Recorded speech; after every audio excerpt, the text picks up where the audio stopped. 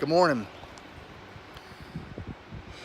It is Friday, May the 11th, and I'm down at Swift Run Gap. Just got dropped off, spent the night last night in Elkton, Virginia. Actually slept in a real bed at a hotel, got some Mexican food. Everything was lovely, beautiful afternoon.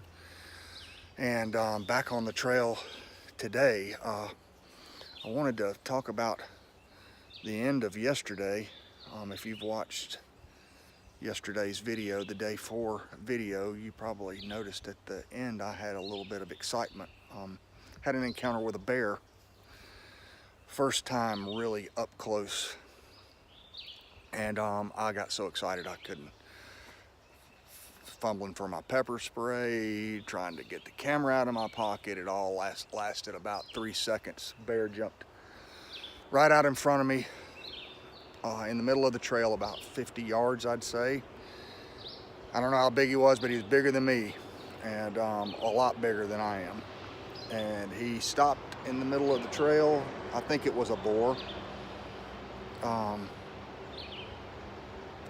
Looked at me, and then immediately bolted across the trail and off into the woods. And I ran up to try to see him. It's a busy intersection here, entrance to the park on Highway 33. But anyway, yeah, I could not get the bear on video, so I hope maybe I'll see another one, and this time maybe see it before it sees me. But it was kind of, I thought I was getting tired at the end of the day yesterday, and that actually got me going, and I had no trouble whatsoever making it to the end of the hike. But anyhow, I'm gonna get started. It's late, it's about 10 o'clock. I got 9 miles to do today and a lot of climbing, 800 feet straight up right here at the beginning. So I'll check in later. Bye.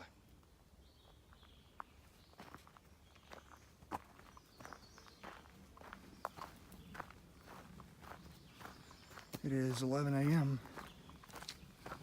and I just finished the morning's first climb. We're glad to get it out of the way while I am feeling good and fresh. So it's a beautiful day. It's about 11 o'clock, so I've been on trail about an hour and 5 minutes, and coming up on a picnic area. We'll at least stop and drink some water and take a break and get some Gatorade and some electrolytes back in me and continue on. Man, it's just so lush and green everywhere.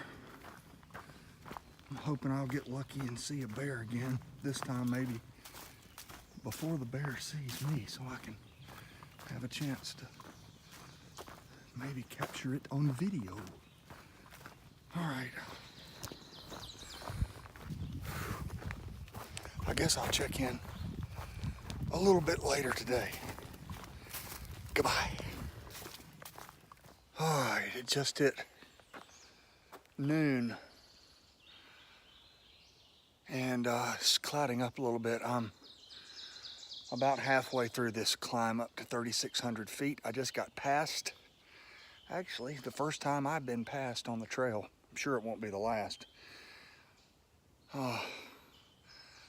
I noticed this gal hiking a ways back and realized she was following me, easily matching my pace. And I stopped to finally take a drink. I just had to stop. And she overtook me, but we had a nice visit. Her name is Olive Branch, and she's a through hiker. She started in February at Springer Mountain, and she was moving, and she was fit. She was very nice. She'd been hiking with her dog for most of the way, except for Great Smoky Mountains National Park, so she'd hiked about 500-600 miles maybe with her dog, and finally had to send the dog back, so she's hiking by herself now. But anyhow, we had a good visit, and it was nice to see her, and I'm hoping maybe we'll run into each other again at camp. It'd be nice to sit and visit with her. She seemed like a real interesting person. So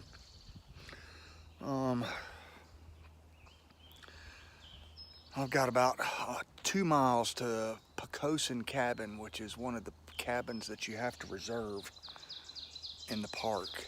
And I'm gonna hopefully stop there for lunch. I just had a little snack here, and running low on water, so I need to get up here and get some from the spring that's there, and then head on to Bear Fence Hut, which is where I'll stay tonight. So I'll check in with you a little bit later on.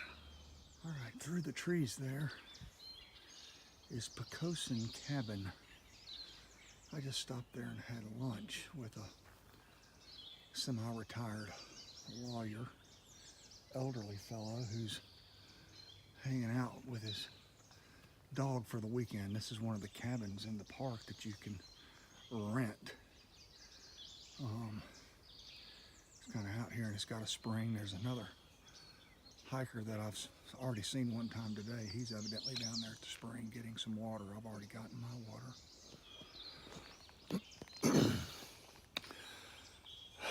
I kind of just made myself at home with the lawyer and pulled up to his table and started cooking. I guess he was pretty nice. He never told me to get lost or anything, so that was good. Hey, look here. There is a Jack in the Pulpit. First one I've seen. That's pretty cool. Anyway, I've got about 3 more miles to go to get into Bear Fence Hut. And like I said, just got finished having lunch. I met somebody else on the trail, and going to get situated for the evening. So I'll check back in when we get situated in tonight's lodgings.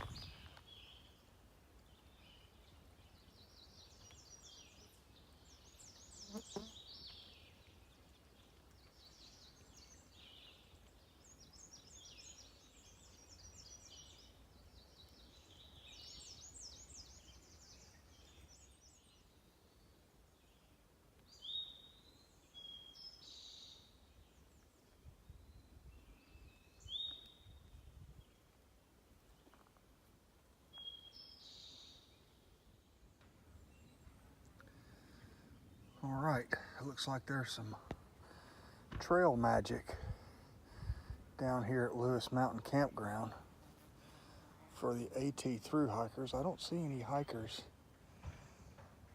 going around down here, so I'm not sure which one of these camps is providing the trail magic, but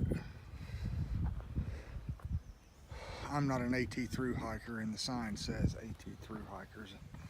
Also,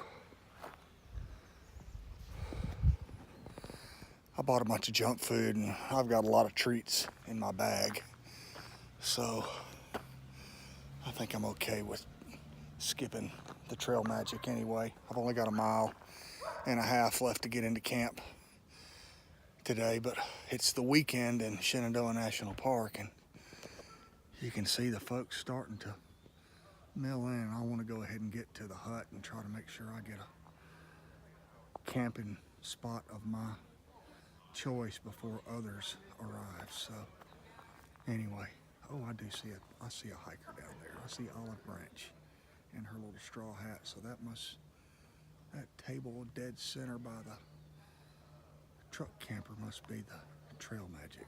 Anyway, looks like they're having a good time. Well, since there's not a whole lot going on and I've got this place all to myself, I figure I'd give you a tour of what a typical Appalachian Trail shelter looks like. Usually they've got water.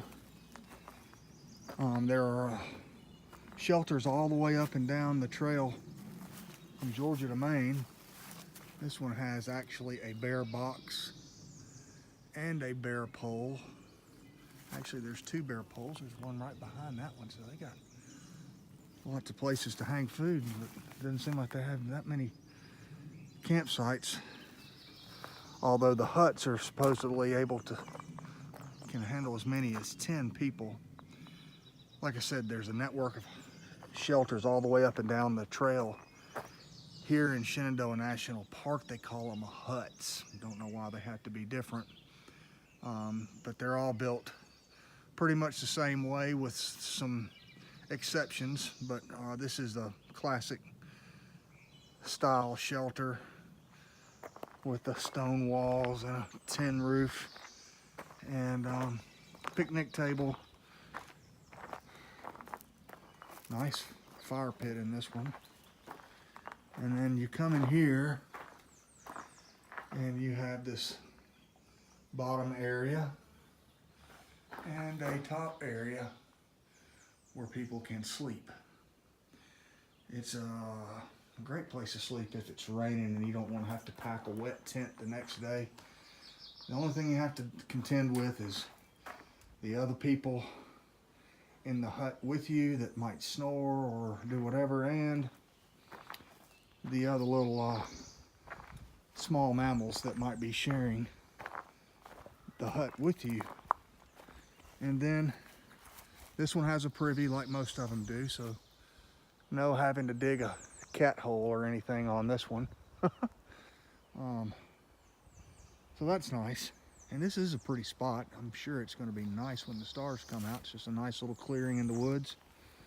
A little spring. It'll be interesting to see who shows up. I kind of expected it to be busier with it being a weekend. Here comes a hiker right now. It's a couple of them. So anyhow,